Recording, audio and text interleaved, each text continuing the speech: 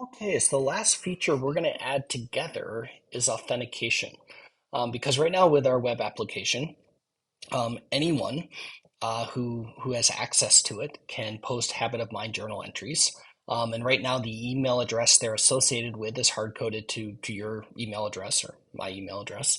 Um, and so we don't know who's recording what. And so we want to make sure like we authenticate who people are, and we can use their authenticated email to know it's really their habit of mind journal entry and not someone else's. It helps prevent abuse and all sorts of things as well. Authentication is hard. Security is hard. Security in web apps is one of the most significant vulnerabilities on the internet. There are so many web applications out there, websites out there that have security issues, huge numbers. Um, and so we want to follow best practices. And part of that is to use the tools within our frameworks to help us with security and with things like authentication rather than trying to do it on our own. Um, and so we also need to balance that against usability. So yes, we want our users to authenticate when they're using our web app, but we also don't want to make them authenticate every single time they go to a different page. And so the way this is managed is with a cookie that is stored in the client. Um, and so this is supported in Express through what are called Express sessions. So we're going to add some additional middleware. We're putting more and more stuff in our middleware here to support Express sessions. So we're going to go to server.js here. And after we have connected to our database, we are going to import, crazy, it like knows where we're headed. We're going to import the Express session module, which is used to manage sessions. Okay. So let's create that session object, and we'll do that as GitHub Copilot says here, const session equals require express session.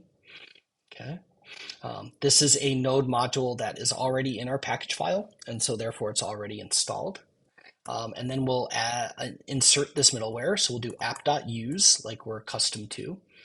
And we will say session. And then when we invoke session here, we specify we need to pass an object. And so let's define the properties for that object. Our object needs to have a secret. So we're going to use process.env.session_secret. I like that. We're going to have to go create this in a moment. Resave will set to false. And save uninitialized, we will also set to false. Cool. That's how we say that we want to have a session associated with a user using this. Now we did refer to session secret here, so we're going to have to go to our .env file and add that session secret. Again, we put this in the .env file because we don't want anyone else to have access to what our session secret is. For security reasons, the session cookie is encrypted, and the session secret is the key that unlocks that encryption. So it's very important that no one else has access to it. Because if someone did have access to it, they could decrypt that session secret, change it, and then encrypt it again. What that means is they could, despite what their Google account is, they could decrypt their session using the key. They could change their email to someone else's email, re-encrypt that session, and our server would think they're now authenticated to someone they're not. So first of all, from a security perspective, it's very important that we encrypt the session cookie. The first version of the music app, the classroom music app that we use, did not do that. It just stored like the authenticated email address in a regular old cookie, which means that anyone could just change it. So a student could change it to my email address and have like teacher access to the classroom music server. And we fixed that, but that is how it was initially coded. So we want our sessions to be encrypted for security reasons, and we want the keys for that encryption to not show up in any of our public code. So now I'm going to show you my key, and it will be public, and then I'll change it later. You can make up your own key. So if we go to your .env file, after our MongoDB URI, which I'm not displaying here, on the next line, do session underscore secret, and then assign it some series of characters. Okay, that is the encryption key for your session. So make it whatever you want. And I'll change mine later. Not that anyone's going to run this app ever, but that's okay. So define your session secret, and then let's head back to server.js because we have a little bit more code to add. Okay. This code that we added here, we now have a session cookie, which is great, and it's encrypted, and that's best practices. We haven't actually done any authentication yet, so we need to do that as well. And the place we're going to do that is after we've loaded the assets here, but before we do any routes, like here is where we're doing the routes, right? We are going to add another command here to basically handle authentication. So let's write a little comment about this. This is critical, and this is a really cool feature of how Express works that allows us to do authentication in a very efficient fashion. So app.use takes a function that is added to the path of a request. Okay. And there could be multiples of these. So when we call next, put that on a new line. When we call next, it goes to the next function in the path. Okay, maybe path's a poor word here. You can say app.use takes a function that is added to the chain of a request, perhaps. I don't want to overload the use of the word path. And then it goes to the next function in the chain. Okay, that's very abstract, very powerful, but let's make it more concrete so we can see how we use this. So we can do app.use, and we can specify a function that will be invoked before any other function that comes after it. Okay, so we're going to do async. This will need to be asynchronous because we're going to do some databases or some authentication stuff. Rec.res.next. Okay, we need to specify 3 parameters here. And we'll create our arrow function. And we are going to write a comment, but a slightly different one. We're going to say if the student is already logged in, fetch the student object from the database. Okay. So how do we know that? Well, it's stored in the session. So we can say something like this. If rec.session.email, email is going to be the data we're storing in that session cookie. And we could store multiple things. We can store an entire object. But for now, we're just going to store the email address. If that is really equal to undefined, triple equal sign, and, okay, so if they're not logged in, and they are not trying to log in. So and not rec.path.starts with, we're going to call ours auth.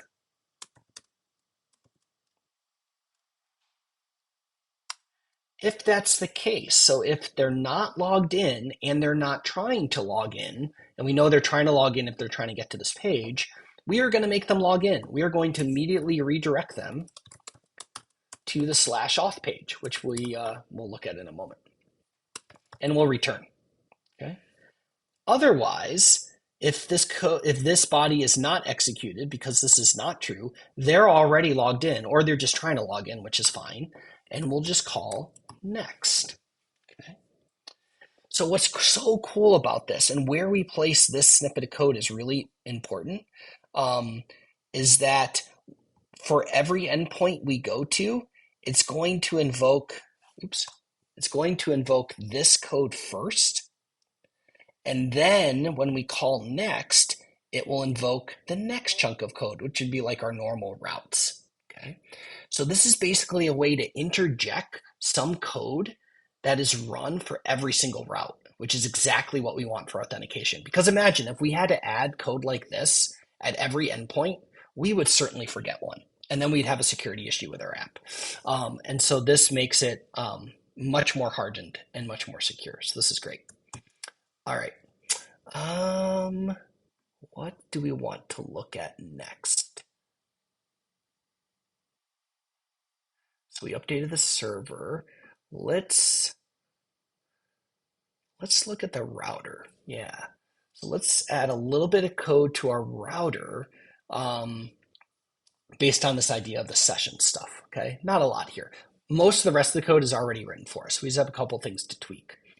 Previously, we hard coded the email address, but now we actually know we have session cookies, and that session cookie stores our email address. So we can just use that session cookie and the email property of that session to create our entry object instead. So let's make that change. That'll be cool. So now our objects have the authenticated email of the user of the web app. That's a good improvement. And then let's look down here at the end. We could add our authentication routes right here. But eventually, even this router.js file can start to get unmanageable. And so we may want to delegate some routes to other JavaScript files. And I want to demonstrate how to do that. And this is a nice way to delegate all authentication to a different file, specifically a file that is already created for us. So I'm going to say delegate all authentication to the auth.js router. And the way we do that is we say exactly that. Route.use, which you'll notice, switching back to server.js for a moment, same syntax as we had here. App.use, path, require this thing. So now we're in router.js. So we say app.use /auth. So anything with /auth, go into the router that's inside of the auth. I think that will work. Yeah, /auth, because auth.js is in the same folder as router.js. So there we go. Cool. We'll save that. All right, let's look at some of these other things. Let's actually look at auth.js. So if I click at auth.js, this code is already written for us. When you're doing your own web app, you can almost just copy and paste this. But there are some changes you'll have to make. So we're just focused on Google authentication. We're going to just stick with that. You'll notice it has this massive client ID. This is something I've already created for the purposes of this unit. Using the Google developer tools, when you're working on your own project, I'll create the client IDs for you and share them with each of your groups. You'll all have different ones because you'll be working on different applications. This client ID doesn't allow us to do anything like on a production server. It strictly allows us for development on local host, URLs and things like that. So most of this code, again, you'll change the client ID. Everything else you can keep the same. You'll notice that here I've got a get /. Notice it doesn't say auth because we already kind of extracted the auth here. What's passed to the next router is everything that comes after this, which is just a /. There's nothing else left. And so that's why in auth here, it just says this. This is kind of a powerful way that allows us to have several router code for different endpoints. Anyway, so here's the get. We're just going to render the auth page. We'll look at that in a moment. Here's the post. This is actually after they have signed in, where we grab some stuff like the token and we verify it against Google using OAuth. And then we store, we get the payload of that authenticated ticket, where we actually get their actual email. We store that in the session. Here's where we assign the email to that email property of the session. We're also going to log it just for our own benefit, and then return as well. So again, pretty much boilerplate code. You don't have to worry about this. This does render auth, so we should go look at auth.ejs, which is already created for you as well inside of the views folder. It includes our header, it includes our footer, it includes this auth2.js. This is client-side JavaScript. We'll look at that in a moment. You'll see that we've got a couple classes here for our auth form, and we're loading up our little GitHub logo. this code is just copied from where I've cited up here in terms of the recommended way to use the new Google authentication stuff. So all of this just comes from that, other than the client ID, which is the same as we saw in the other file. Let's look at the auth2.js. That's actually, let's look at the style sheet first, right? Because we have like auth form and stuff. So if we go look at our style sheet, and you may have noticed this earlier in styles.css, at the beginning of this, there was some specific styling for the auth form, both the image and the form itself. And so again, we're using Flexbox and stuff to make it look better. So this was already included in your CSS file. This is nothing that you have to type. All right, client-side JavaScript, auth2.js. I think I called it auth2 because it's using OAuth2 is like the protocol. That's where the 2 comes from. I wasn't consistent about that though because I didn't name the other file that. But here is the function that's going to handle the client-side code. We don't want to do any authentication on the client side because that is inherently insecure. The authentication must be done on the server. All that we do on the client side is we do a HTTP post command, and the body of that post command is the JSON for the credential from whenever they logged in. And we send that off just like when we did our post HTTP post command to create a new journal entry. After this occurs, it redirects us back to the index page. If authentication was successful, we'll see that page, and if it wasn't, it'll bring us right back to the authentication page. So again, this is just sending the credential. It's not doing any authentication. It's just like, here's my email and password stuff. And whatever gets through that. The actual authentication is happening on the server side under routes auth.js. And that's where we do this verify ID token. This OAuth call has to be done on the server side in order for it to be secure. Otherwise, a client could totally fake a ticket and authenticate as someone who they're not. So a lot of security implications here. All right, let's try this out. This will be exciting. So let's go back to our page, and I'm going to refresh it. And you'll notice now it looks different. Okay, I was at the index page, but if you look in the URL bar here now, you can now say it automatically redirected me to /auth. Here's our logo. Here's the sign in with Google button. So I click this, and I have to log in.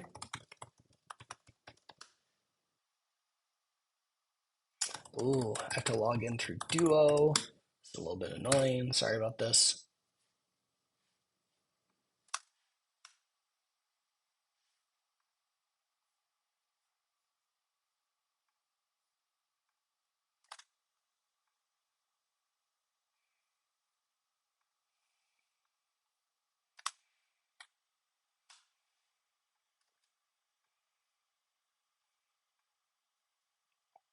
All right, that was a lot. Oh no, I have to open up my mobile app. Sorry. Only take a moment. All right, so many layers. Fantastic. Yes, it's my device. Success, I'm signed in. Redirection, a bunch of redirections. Yes, confirm it's me. Choose my account. I'm logged in. There we go. Fantastic. And now I can like edit entries. I can go back to the index page, and I'm not going to be bothered again to log in, which is exactly what I want. So that's really good. Let me show you one more thing that I think is interesting, and I think this kind of completes the picture of like what we're talking about today. So back here in Chrome, let's open up the developer tools. And we're used to looking at the console or with elements and things, but let's also look at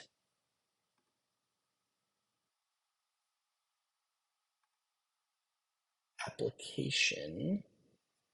And then under storage, look at cookies. And look at cookies for this website.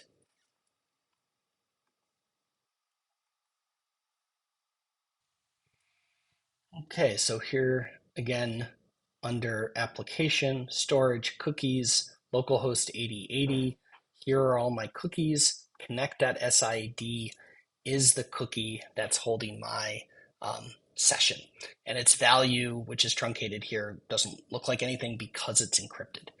If I now go and delete this cookie and then refresh this page, I'm forced to authenticate again. I have to log in again because I deleted my session cookie. And now there's a new session cookie. There we go. I'm authenticated again. Okay, so that's where this information is actually stored for the session. So encrypted in there is my email address that we're using for authentication. Kind of cool.